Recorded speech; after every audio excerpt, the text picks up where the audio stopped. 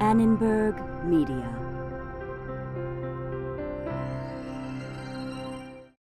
Additional funding provided by the people of Dow, the company that lets you do great things. The 8,000 scientists of the Eastman Kodak Company. The Exxon Education Foundation on behalf of Exxon scientists. And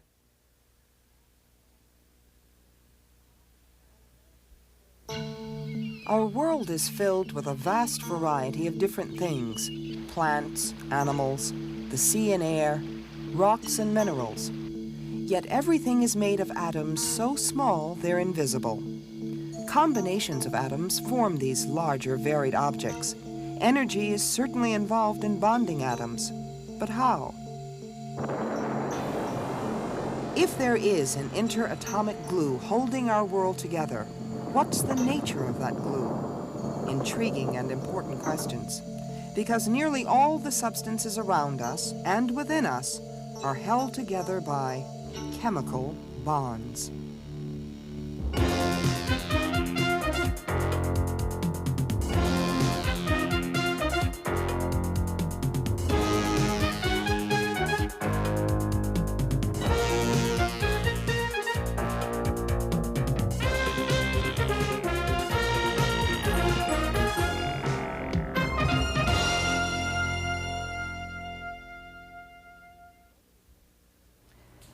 Everything is made of atoms.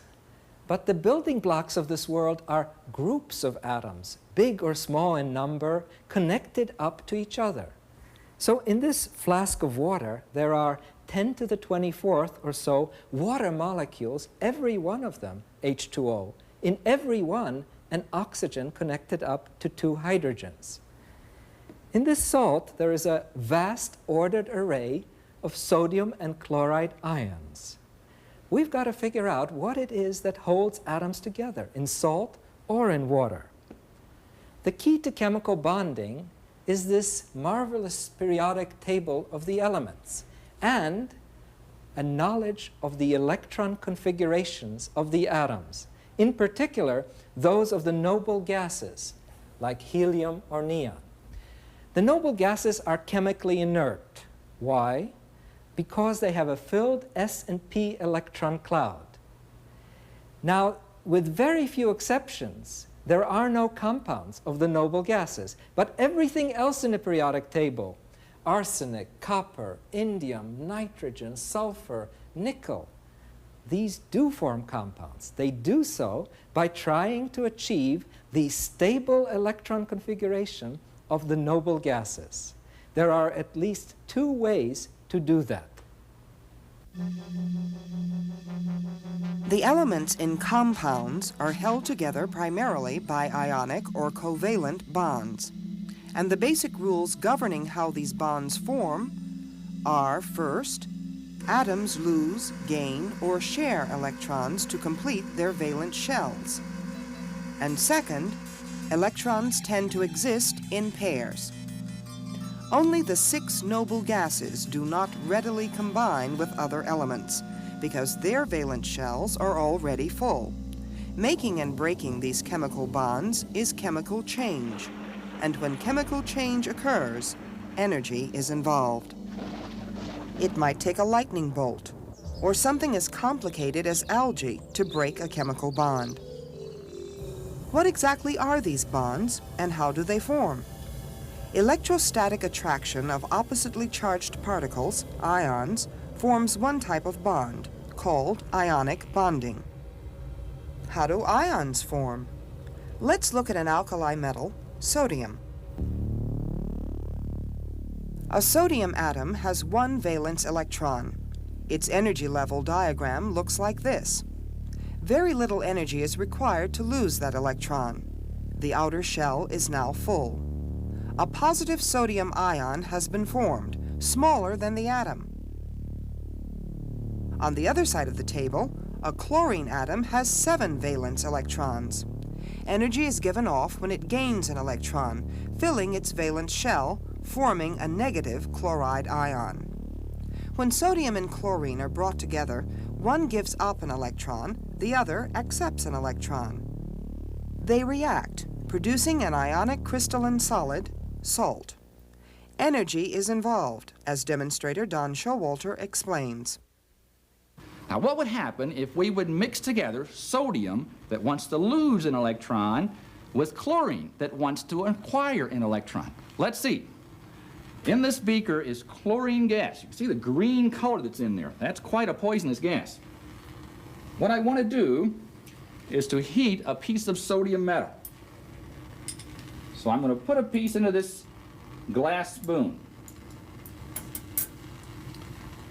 I've got to melt it a little bit. So get it in the bottom there. Get it nice and molten and put it inside here. And let's see what happens.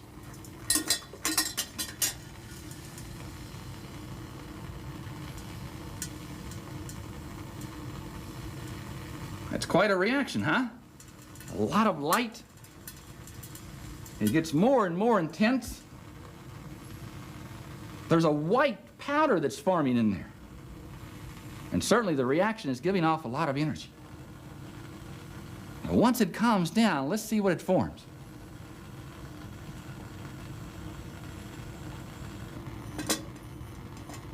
There's a white crystalline material that is formed on the side of the beaker. That's sodium chloride, regular table salt. What we have done is to take two elements that are quite dangerous and combine them into a substance that is essential for life. Sodium chloride, table salt, is a member of a huge family of salts, all crystalline solids. The electrostatic forces between the oppositely charged ions holds them together in the crystal. The electrical charge is evenly distributed over each ion, so ions of opposite charges are attracted from all directions. In sodium chloride, each chloride ion is surrounded by and holds 6 sodium ions. Each sodium ion is surrounded by and holds 6 chloride ions. This results in a rigid, ordered pattern of alternating positive and negative ions. NaCl is the formula of sodium chloride. It implies there is 1 ion of sodium for each chloride ion. That 1-to-1 ratio of the ions exists throughout the cubic crystal. Dr. Jeffrey Post, a crystallographer for the Smithsonian Institution, studies mineral crystals like salt. In fact, if you were to take a magnifying glass and look at the salt crystals from your salt shaker on your dinner table at home, you'd see that each of those little crystals looks exactly like this crystal, but just on a much smaller scale. And we've taken some crystals and looked at them on the electron microscope, and even at that scale, magnified hundreds of thousands of times. The crystal shapes are exactly the same cubic shape. That's an inherent property of this structure. The lattice structure formed by the ions gives sodium chloride and other salts distinct properties unique to ionic compounds.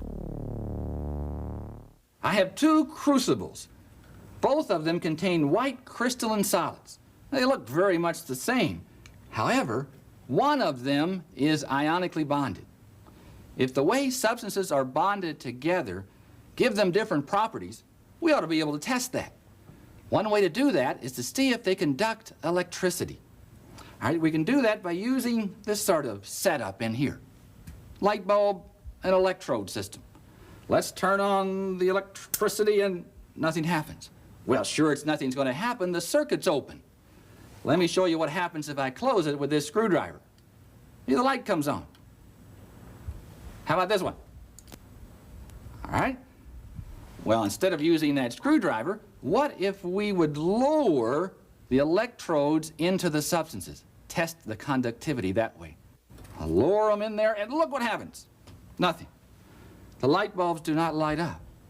Well, if one of them is ionically bonded, maybe because in the solid the ions aren't free to move around, what if we could help it by melting it? Oh, I hear something happening. Oh, look, it's getting a little brown.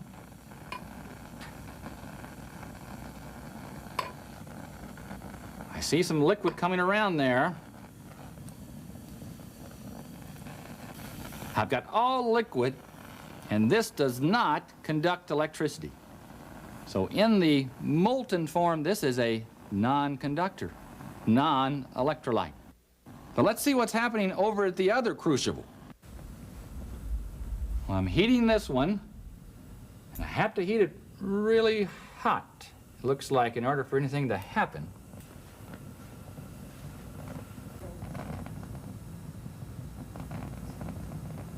Oh, here we go. Here we go. The light bulb is lighting. The bulb is lit. It must mean now that as we melt this substance, it conducts electricity. So what we see is that this substance in this crucible is an electrolyte. The substance over here is a non-electrolyte, doesn't conduct electricity. Let's do one more test. I have two beakers here, each with a pair of electrodes in them. The electrodes are nice and clean. I'm going to put in there some distilled water, pure water. Water into this one, and water into this one. Okay, now let me turn on the electricity with these switches, and let's see what happens. Nothing. Pure water does not conduct electricity. Now, into this beaker, let's put some of this white solid number 1. Oh, and look what happens. The light comes on. When solid number 1 dissolves in water, it conducts electricity. It is an electrolyte. Let's try white solid number 2. Looks pretty much the same. Put it in there. Nothing happens. Maybe a little more. Nothing. Solid number 2 does not conduct electricity. It is a non-electrolyte. Now, what do you think these two solids are? Well, solid number 1 was ordinary table salt, sodium chloride. And solid number 2 is ordinary sugar. Salt and human history are closely linked. Ancient people understood its value to life itself. Salt was once as valuable as gold. Good people are still the salt of the earth. Today, we produce nearly 40 million tons of sodium chloride a year, with half of it coming from caverns like this one, deep beneath the Louisiana Delta. The rest of our supply comes from huge evaporating ponds or from salt wells. Very little of this salt actually reaches the table. Simple salt is needed by the chemical industry. Chlorine, sodium hydroxide or lye, and sodium carbonate are all made from sodium chloride. And salt is needed by most living things. Cows seek salt instinctively. Whole herds can be moved by simply moving the salt lick. In mammals, salts are practically all dissolved into solutions of ions in bodily fluids. The concentration of the proper ions must be maintained because that concentration actually affects the cell membranes. Other common salts are calcium chloride, which is spread on streets to melt ice, and stannous fluoride, the salt of tin and fluorine, which is used in toothpaste. These different salts might have different crystalline structures. The ion ratios and sizes may be different. This is a calcite crystal. The edges come together at an angle. They're not perfectly squared off like they were in the salt or in the halite. And so this is a property of the basic structure of calcium carbonate. The calcium ions and the carbonate ions stack together and they repeat in 3 dimensions millions of times to build up a crystal.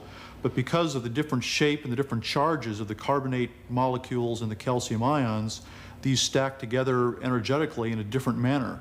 And so the result is a crystal shape that looks quite different from that of the halite.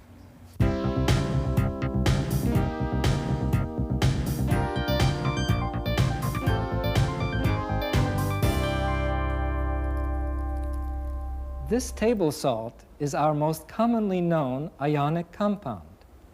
But ionic bonding is not the only way that atoms can combine. Most substances around us are molecules held together in another way. Take this salad oil or vinegar or any molecule in my body. The atoms in these molecules are held together in a different way by covalent bonding.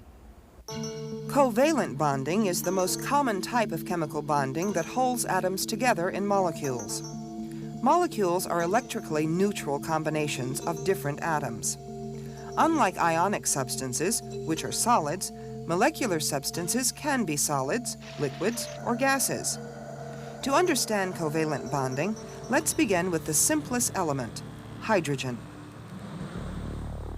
Imagine two hydrogen atoms, each with one proton in the nucleus and one electron. Both atoms have the same energy and their valence shells are not complete. As they move towards one another, the electron clouds begin to overlap. They start sharing electrons. A molecule is forming. When the clouds overlap, the electrons are paired together, shared. The valence shells are complete and a covalent bond has been formed. On the Sun, at high temperatures, hydrogen can exist as separate atoms. But at far lower temperatures here on Earth, hydrogen exists as molecules, which have lower energy than the two single atoms. Here, that's the preferred natural state. So, as the two atoms move together and the electron clouds begin to overlap, forming the molecule H2, the energy within this two-atom system decreases. Whenever a covalent bond is formed, energy is released. Where does the energy go? It's released to the surroundings. If controlled, that energy can move mountains. In certain compounds, chemical bonds are weak and can be easily broken, freeing the atoms to reform into molecules with stronger bonds. When they do, an enormous amount of energy is released. Most conventional explosives contain nitrogen atoms weakly bonded to other atoms. Why nitrogen? Because when nitrogen forms its molecule, N2, the atoms will share 3 pairs of electrons. The bond formed is one of the strongest known, and the energy released in the process makes nitrogen-based explosives unique, as Don Showalter will demonstrate. Now, we've seen a little bit about nitrogen bonds, how 2 nitrogen atoms will combine to form a stable N2 molecule. Iodine, a member of the halogens family, will also form a stable diatomic molecule. Now, you would think that the electrons in the nitrogen atom would be easily shared with 3 iodines. And you're right. Now, this small brownish pile that you see in front of you is nitrogen triiodide. Nitrogen bonded to 3 iodine atoms. Nitrogen doesn't need much encouragement to go back to its elemental form, N2. And when it does that, many times the energy release is quite surprising. Let me show you. I'm going to protect my ears by putting some cotton in them. And I'm going to initiate this reaction by the touch of a feather. Let's watch. Wow! What a reaction, huh? The nitrogen triiodide went to nitrogen, N2, and iodine, I2. You saw the purple iodine cloud that came out of there. Now, this strong tendency of nitrogen to form that N2 bond has many applications.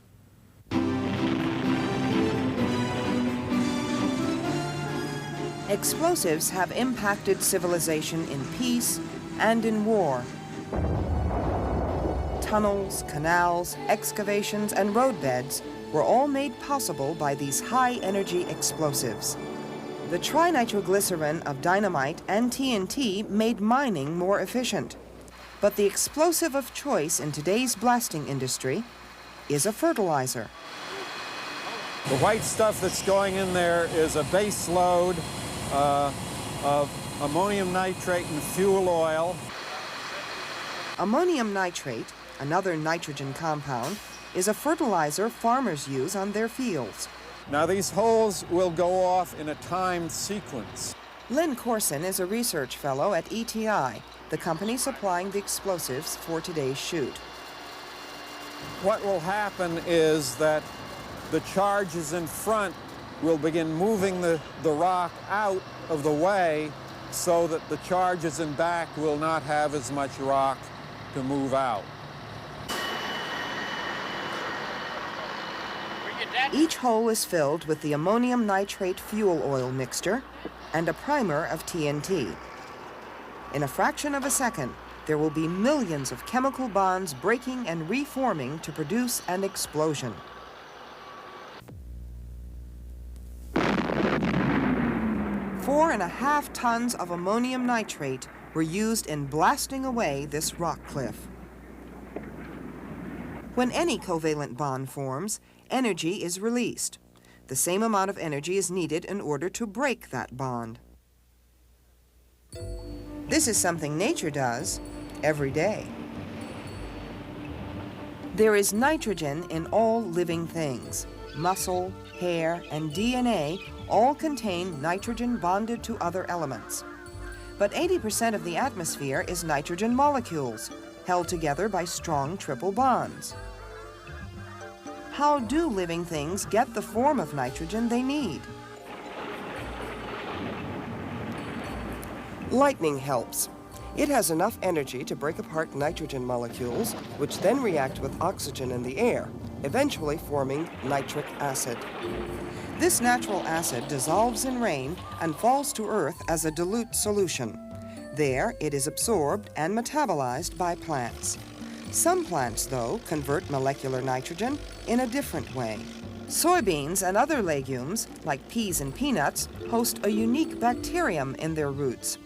It is this bacterium which converts the nitrogen molecule into a nitrogen compound, ammonia, which the plant can then use to make amino acids.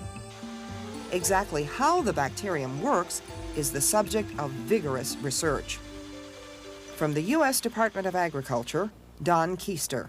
This is one of the very unique enzymes in all of nature because it is the only solution that nature has come up with for biologically reducing nitrogen.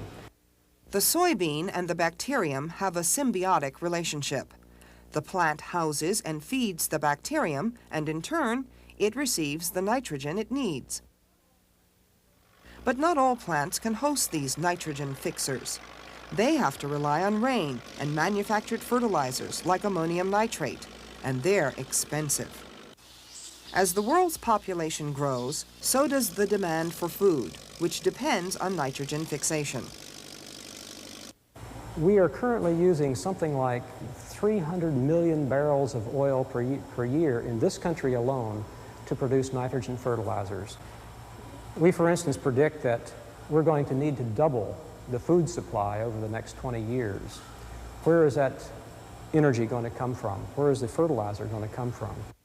For feeding the world, there are two basic options. We can either produce more fertilizer at greater cost and some risk to the environment, or we can create new varieties of nitrogen-fixing plants. Both options are being pursued worldwide.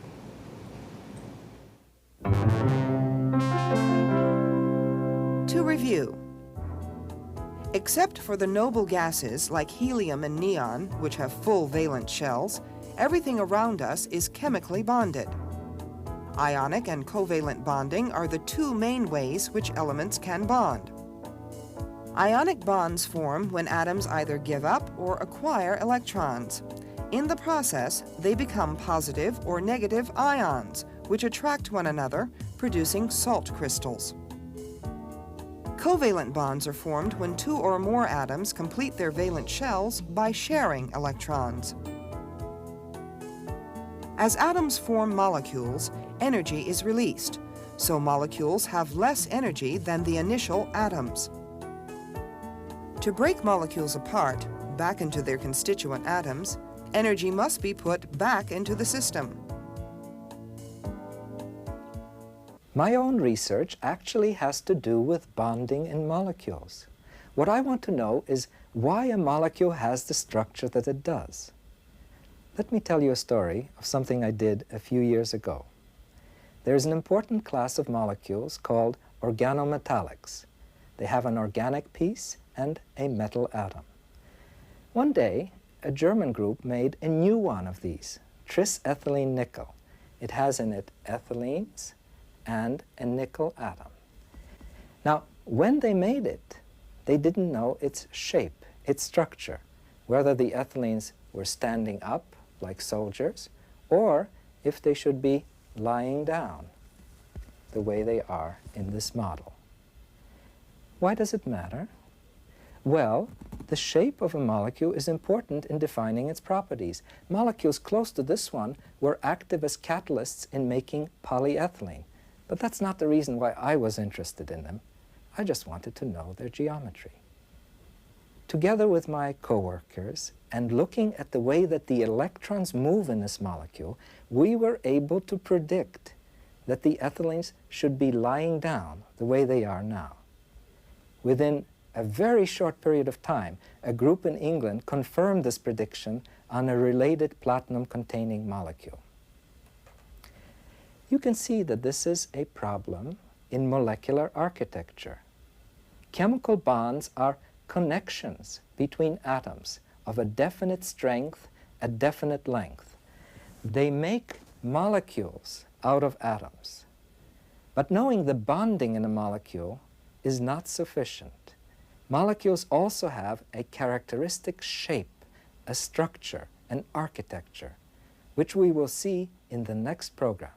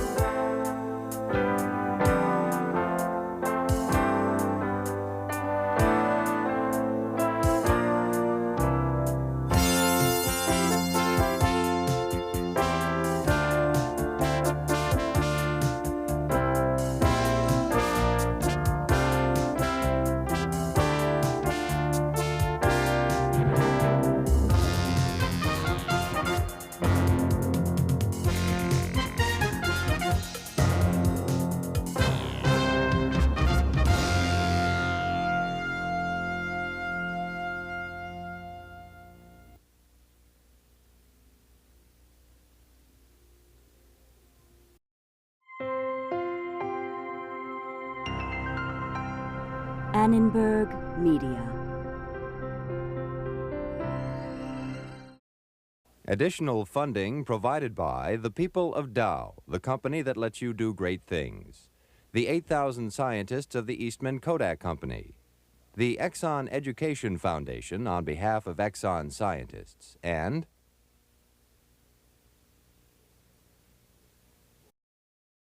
For information about this and other Annenberg Media programs, call 1-800-LEARNER and visit us at www.learner.org.